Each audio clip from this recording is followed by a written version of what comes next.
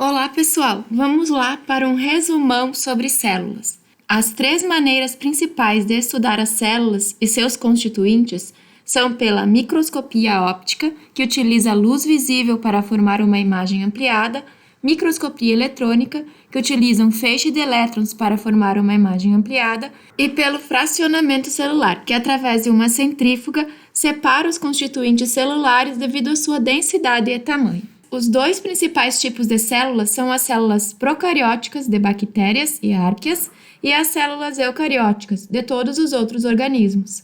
Lembrando que os vírus não entram nessa classificação porque não são considerados células. As células eucarióticas apresentam núcleo, que separa o material genético do resto da célula, e outras organelas do sistema de endomembranas. As células procarióticas não têm núcleo e nem sistema de endomembranas. Os cromossomos de células eucarióticas são lineares, enquanto células procarióticas apresentam apenas um cromossomo circular. Células eucarióticas apresentam mitocôndrias e cloroplastos. Células procarióticas não têm essas estruturas. A respiração celular e a fotossíntese de células procarióticas ocorrem no citoplasma. Células eucarióticas têm citoesqueleto e procarióticas não têm. Células eucarióticas têm ribossomos maiores e mais complexos, e as células também são maiores. Quando células eucarióticas apresentam parede celular, essa é de quitina ou celulose. Quando células procarióticas apresentam parede celular, essa é de peptidoglicano. Os dois tipos de células apresentam membrana plasmática, ribossomos, material genético e citoplasma. Nos procariontes, o material genético está livre no citoplasma. Nos eucariontes, está separado do citoplasma pelo núcleo. Os plasmídeos são materiais genéticos extra, que podem conferir, por exemplo, resistência a antibióticos em bactérias. A membrana plasmática é composta de uma dupla camada de fosfolipídios, proteínas e glicídios. O modelo mosaico fluido diz que esses compostos mudam de lugar na membrana, mas sem perder o contato uns com os outros. A membrana plasmática funciona como proteção para as células e uma barreira seletiva para o que entra e sai das células. As moléculas entram e saem da célula por transporte passivo, a favor de um gradiente de concentração, sem gasto de energia, e por transporte ativo, contra um gradiente de concentração, com gasto de ATP. Os tipos de transporte passivo são difusão simples e difusão facilitada. A osmose é um caso especial de difusão simples, em que apenas a água se difunde através da membrana. A água se difundirá da região de sua maior presença, com menor concentração de solutos, para a região de sua menor presença, com maior concentração de solutos. Na osmose, três termos são usados para comparar a concentração de solutos entre duas soluções separadas por uma membrana. Soluções isotônicas apresentam iguais concentrações de solutos, soluções hipertônicas possuem maior concentração de solutos do que a solução com a qual está sendo comparada, e soluções hipotônicas possuem menor concentração de solutos do que a solução com a qual estão sendo comparadas. Em soluções hipertônicas, as células sofrem crenação ou plasmólise em células vegetais. Em soluções hipotônicas, as células sofrem plasmoptise. Células vegetais não estouram por excesso de água, devido à presença da parede celular. Apesar do movimento da água através da membrana celular ocorrer diretamente através da bicamada lipídica, em certas células, a maior parte da osmose é facilitada por proteínas integradas, as aquaporinas. Na difusão facilitada, proteínas carreadoras e permeases permitem a passagem de substâncias formando canais na membrana. O transporte ativo primário requer a participação de ATP e o transporte ativo secundário não usa ATP. Ao invés disso, a energia é fornecida por um gradiente de concentração iônica. Três tipos de proteínas de membrana estão envolvidas no transporte ativo. Uniporte transporta uma única substância em uma direção, simporte transporta dois solutos na mesma direção e antiporte transporta dois solutos em direções opostas, um para o interior e outro para o exterior das células.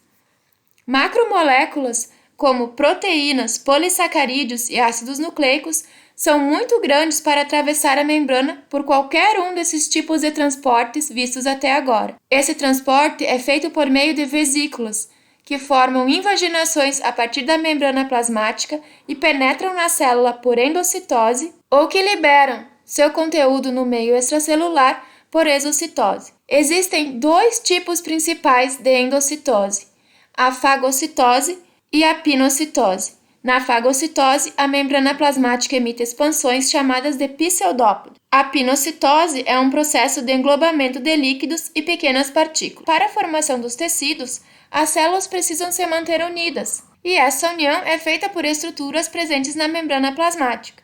Existem três tipos principais de junções celulares: junções aderentes, desmossomos e junções comunicantes ou GAP. As junções aderentes unem células epiteliais, circundam as células e não permitem passagem de substâncias. Os desmossomos conectam membranas plasmáticas adjacentes através de filamentos intermediários e permitem a troca de substâncias. As junções GAP facilitam a comunicação entre as células. Nas células vegetais, existe outro tipo de junções, os plasmodesmos, cuja principal função é fazer a comunicação entre o citoplasma de células vizinhas. Enquanto plantas e fungos têm uma parede celular resistente para proteção e apoio, as células animais podem secretar materiais em sua volta para formar uma malha de macromoléculas chamada de matriz extracelular. Um componente da matriz é o colágeno. A membrana nuclear dos eucariontes é formada por duas membranas fosfolipídicas justapostas. Entre elas existe uma lâmina de proteínas, como um pão com presunto. Mas existem poros entre as membranas que permitem a passagem de substâncias, por exemplo, o RNA. O nucleoplasma ou cariolinfa é o líquido que preenche o núcleo. O material genético está condensado e associado a proteínas. Além disso, existem os nucléolos, dentro do núcleo, que são regiões do núcleo onde os filamentos de DNA que codificam para os ribossomos estão unidos, e são formados os ribossomos, que depois são exportados para o citoplasma para participar da síntese proteica. No citoplasma das células eucarióticas estão mergulhadas diversas organelas e o citoesqueleto. Entre as organelas estão as que fazem parte do sistema de endomembranas: o núcleo, complexo de Golgi, retículo endoplasmático liso e rugoso, lisossomos e vacúolos. O retículo endoplasmático rugoso, também chamado de ergamoplasma, contém ribossomos aderidos à sua membrana externa. Nesses ribossomos, ocorre a síntese de proteínas que serão exportadas da célula. As proteínas sintetizadas nesses ribossomos podem ser transportadas para o lúmen e serem modificadas quimicamente no retículo endoplasmático rugoso, adquirindo sua estrutura terciária correta. O retículo endoplasmático liso participa da síntese de lipídios, como os constituintes da membrana plasmática e os hormônios esteroides. Existem em seu interior enzimas responsáveis pela desintoxicação do organismo. O retículo endoplasmático liso também é o sítio da hidrólise de glicogênio em animais. Nos músculos, o retículo endoplasmático liso é chamado de retículo sarcoplasmático e funciona como reservatório de íons cálcio necessários à contração muscular. Muitas proteínas sintetizadas no retículo endoplasmático são encaminhadas ao complexo de Golgi. Nos animais, formam estruturas compostas de bolsas achatadas empilhadas umas sobre as outras.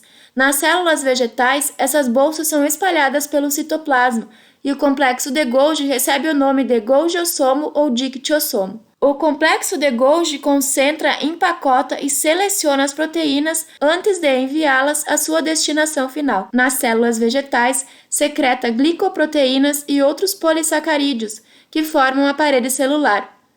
Nos animais, forma o acrossomo dos espermatozoides. Do complexo de Golgi originam-se organelas denominadas de lisossomos. Essas organelas contêm enzimas digestivas. Os lisossomos podem atuar de duas maneiras: digerindo o material captado por fagocitose ou pinocitose, nesse caso tem função heterofágica, ou digerindo partes desgastadas da própria célula, nesse caso tem função autofágica. Nas plantas, a função dos lisossomos são feitas pelo vacúolo. Ele tem origem de bolsas do retículo endoplasmático ou do complexo de Golgi que se fundem. Eles também armazenam substâncias como pigmentos solúveis em água, como as antocianinas, que dão coloração rosa e púrpura às plantas.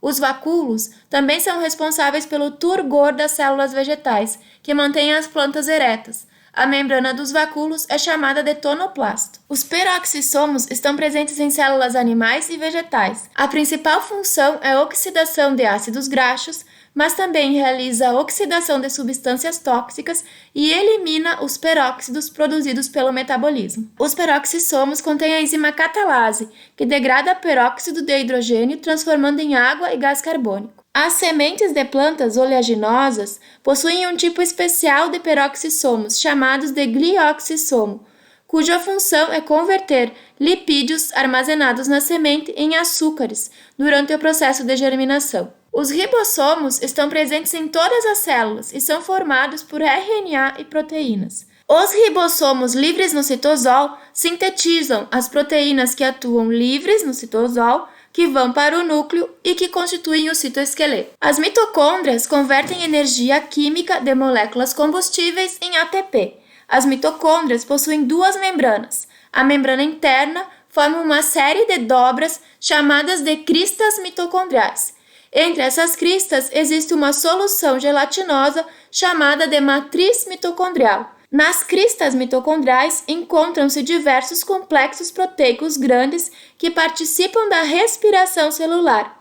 Na matriz estão enzimas que participam da respiração celular, o DNA, além de RNA e ribossomos. Os plastídeos são uma classe de organelas de células vegetais e alguns protistas. Existem vários tipos de plastídeos com diferentes funções: os cloroplastos, os cromoplastos e os leucoplastos. Os cloroplastos têm clorofila e são os locais onde ocorre a fotossíntese. Os cloroplastos também possuem membrana dupla. A membrana interna se amontoa formando pilhas denominadas grana, que são formadas por um conjunto de tilacoides. O fluido no qual os grana estão suspensos é chamado de estroma. Os cromoplastos, ao invés da clorofila, contêm pigmentos vermelhos, laranja e amarelos, que dão coloração às plantas. Os leucoplastos são depósitos de amido e gordura. Tanto os genomas mitocondriais como dos plastídeos codificam proteínas e RNAs que são utilizados na própria organela, mas também em outras partes da célula. O contrário também é verdadeiro. Genes nucleares codificam proteínas que são utilizadas na mitocôndria e no cloroplasto. Essas organelas são herdadas apenas por parte da mãe, na maioria dos animais e plantas. O citoesqueleto é formado de microtúbulos, microfilamentos e filamentos intermediários. Os microtúbulos são formados de tubulina. Os microtúbulos se originam de um local no citoplasma chamado de centro organizador de microtúbulos. As células animais possuem um centro organizador principal, localizado perto do núcleo, chamado de centrosomo. A maioria das células animais também possui um centríolo. As células vegetais possuem vários centros organizadores de microtúbulos, perto da membrana plasmática. Os microtúbulos são alongados e encurtados na célula para a retirada e adição de dímeros de tubulina. O encurtamento movimenta os cromossomos, forma trilhas para o transporte de vesículas e os microtúbulos também constituem os cílios e os flagelos de eucariontes. Os filamentos intermediários são constituídos de diversos tipos de proteínas. Eles não participam do movimento celular. Sua principal função é dar suporte à membrana plasmática. Eles fazem parte da lâmina nuclear e dos desmossomos. Os microfilamentos são constituídos de actina. A actina pode interagir com outras proteínas, como a miosina. Os filamentos de actina e miosina deslizam uns sobre os outros, provocando contrações de parte das células ou mesmo da célula toda, como ocorre na contração muscular. Os microfilamentos são responsáveis pela ciclose, que é a movimentação de organelas e substâncias dentro da célula, a formação de pseudópodes no movimento ameboide e o estrangulamento que divide a célula animal na divisão celular também são feitos pelos microfilamentos. Para terminar, vamos a um resumão das principais diferenças entre célula animal e célula vegetal. A célula animal, quando apresenta parede celular, esta é constituída de quitina. Na célula vegetal, a parede celular está presente em praticamente todas as células e é composta de celulose. A célula animal apresenta junções aderentes, desmossomos e junções gap. Nas células vegetais, só encontramos plasmodesmos. Na célula animal, encontramos lisossomos, que não são encontrados na célula vegetal. As funções dessa organela são realizadas pelo vacúolo. Na célula animal, temos um centrosomo com centríolos. Na célula vegetal, temos vários centros organizadores de microtúbulos e ela não tem centríolo. Na célula animal, o complexo de Golgi é formado por bolsas agrupadas. Na célula vegetal, é formado por bolsas espalhadas no citoplasma e recebe o nome de golgiossomo ou dictiossomo. A célula animal não tem plastídeos próprios. As células vegetais apresentam plastídeos, como os cloroplastos. Na célula animal, ocorre reserva de glicogênio. Na célula vegetal, ocorre reserva de amido. Na célula animal, a citocinese é feita pelo estrangulamento das células, realizada pelos filamentos de actina, e ela é centrípeta. Na célula vegetal, a citocinese ocorre por depósito de proteínas através de vesículas e é chamada de centrífuga. É isso aí, meus queridos. Ergam a cabeça, vamos em frente, até a próxima.